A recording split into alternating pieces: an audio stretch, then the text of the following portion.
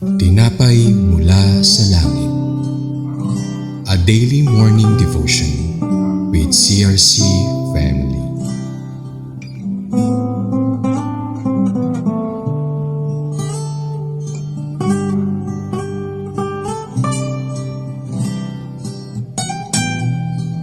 Isang mapagpalang umaga po sa inyong lahat. Ako po si Janica mula sa CRC Summerfield. Malugod po kayong inaanyayahan na samahan kami sa ating programang Tinapay mula sa Langit, kung saan araw-araw tayong humuhugot pag-asa, kapayapaan at inspirasyon mula sa salita ng Diyos. Sa umagang ito, sama-sama nating pagnilayan ang mabuting mensahe ng Panginoon mula sa Judges chapter 18 verse 11 to 13. Ito ay may pamagat na nagtipon sila ng 600 mandirigma upang sakupin at angkinin ang bayan ng Laish. Ngunit bago tayo magpatuloy, lumapit muna tayo sa Panginoon sa isang maikling panalangin. Aming Diyos na makapangyarihan sa lahat, salamat po sa umagang ito na inyong ipinagkaloob sa amin. At nawa po ay mabusog kami ng inyong salita sa talatang aming pagbubulay-bulayan ngayong umaga. Salita mo po nawa ang maging gabay namin sa araw na ito at sa mga susunod pa. Kaya tulungan niyo po kami na ito ay maitanim sa aming mga puso, sa aming mga isip. Muli, ito po ang aming dalangin sa pangalan ni Jesus. Amen. Nangyari ang paglalakbay na ito sa magulong panahon ng kasaysayan ng Israel, kung kailan walang hari sa Israel. Dahil dito, laganap ang moral at espiritual na pagkasira ng bayan. Ang lipi ni Dan ay orihinal na binigyan ni Joshua ng mana ng lupain. Ngunit hindi nila ito lubusang nasakop dahil sa lakas ng mga naninirahan doon at sa kakulangan nila ng pananampalataya. Sa halip na ipaglaban ang lupaing ibinigay sa kanila ng Diyos, ang 600 armadong kalalakihan mula sa lipi ni Dan ay nagsagawa ng isang kampanya upang sakupin ang mapayapa at walang kamalay-malay na lungsod ng Laish. Habang pumaparoon sila sa kabundukan ng Ephraim, nakilala ng mga espiya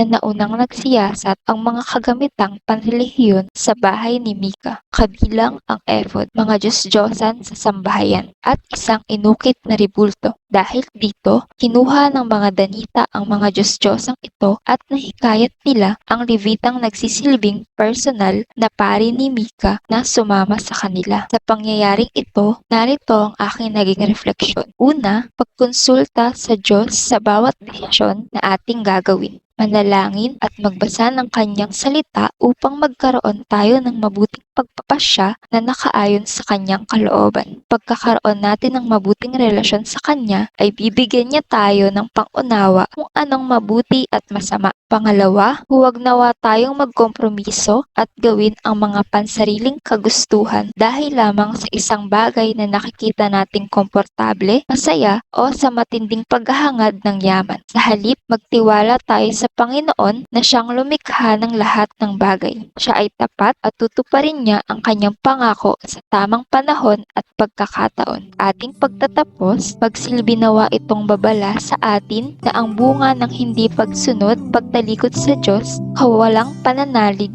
at pagkokompromiso ayon sa sariling kagustuhan ay naglalayo sa atin sa Diyos. Ang ating Diyos ay mabuti. Magtiwala kahit ang resulta ay di pa nakikita. Ito ang tunay na pagpapakita ng ating pananampalataya. Sa ganitong paraan, lubusang mahahayag ang kanyang kaluwalhatian sa ating buhay. Muli, tayo po ay manalangin. Aming Diyos, salamat po muli sa panibagong lakas ng aming espiritu ngayong umaga dahil sa inyong mga salita. Salamat po sa mga paalala na ang paglayo sa iyo ay walang mabuting maidudulot sa amin. Kaya po, bigyan niyo po kami ng pusong handang sumunod sa inyong kalooban. Matuto kaming magpasakop sa iyo at hindi manangan sa aming sariling lakas at karunungan. Patuloy na paligiran niyo po kami ng mga taong tutulong sa aming paglagong espiritual upang magpaalala at gumabay at hindi nawa kami maligaw ng tuluyan at malayo sa iyo.